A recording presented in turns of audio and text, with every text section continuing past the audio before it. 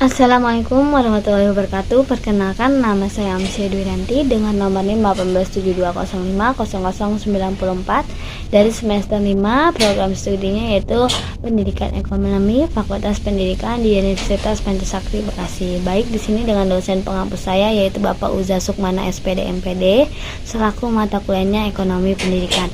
Nah, di sini saya akan menjelaskan mengenai sebuah tugas yang diberikan beliau, yaitu tugas mengenai pembahasan setelah UTS, yaitu materi-materinya. Nah, di sini saya akan menjelaskan mengenai yang pertama itu menjelaskan mengenai cost benefit, yang dimana cost benefit ini adalah sebuah biaya pendidikan yang merupakan suatu pengeluaran dan pemanfaatan keuangan untuk penyelenggaraan pendidikan yang sumber berasalnya itu dari pemerintah, perorangan, dan masyarakat. Selanjutnya itu ada manfaat biaya pendidikan. Nah, manfaat dari biaya pendidikan itu yang pertama memenuhi kebutuhan sekolah, memenuhi standar pendidikan, yang terakhir meningkatnya mutu, proses, dan hasil belajar siswa.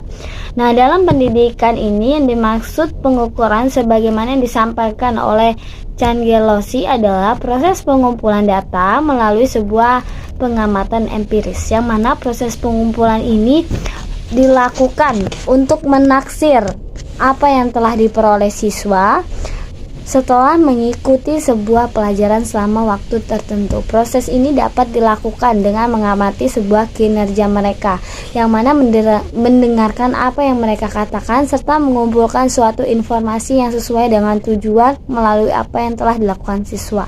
Di selanjutnya kita akan masuk ke dalam menganalisis sumber daya pendidikan.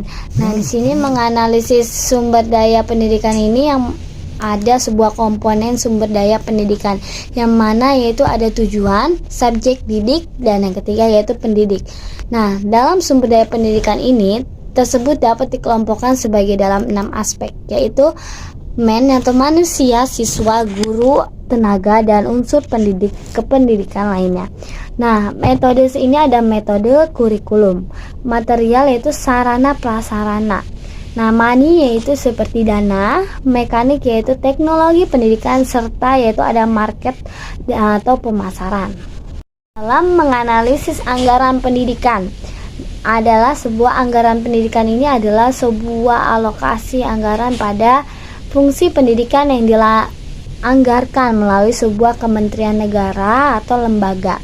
Nah, alokasi anggaran pendidikan ini melalui sebuah transfer ke daerah, dan alokasi anggaran pendidikan juga melalui pengeluaran pembiayaan termasuk gaji pendidikan, tetapi tidak termasuk anggaran pendidikan kedinasan, yang mana anggaran pendidikan ini melalui sebuah TKDD pada tahun 2021 dimanfaatkan untuk sebuah mendukung program Merdeka Belajar yang difokuskan pada meningkatkan kualitas SDM.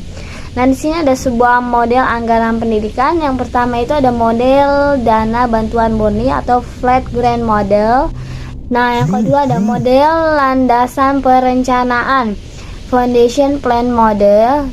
Yang ketiga model perencanaan pokok jaminan pajak, yaitu ada guaranteed tax based plan. Yang keempat ada model persamaan prestase atau prestige equalizing model.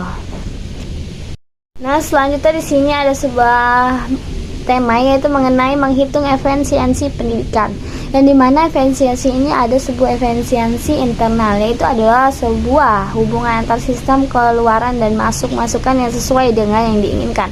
Nah, efisiensi internal ini adalah sebuah sistem pendidikan yang dinyatakan dengan rasio efektivitas. Dalam konteks ini diukur dengan sebuah hasil sistem sebagai pembedaan dari keuntungan pokoknya, yang dimana jadi kesimpulan yang bisa kita ambil dari sebuah materi yang sudah saya rangkum mengenai sebuah materi yang setelah UTS ini, yaitu kesimpulannya.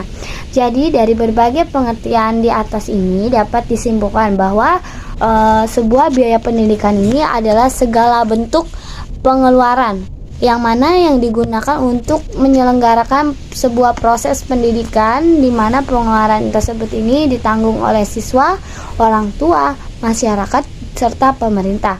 Nah, dari bagaimana sih peran biaya pendidikan dalam sebuah lembaga pendidikan? Nah, jadi dalam biaya pendidikan ini diperlukannya untuk memfasilitasi pelaksanaan dan program sekolah atau intra dan ekstra yang dapat mengembangkan sekolah sebagai lembaga pendidikan yang memiliki output pendidikan yang berkualitas.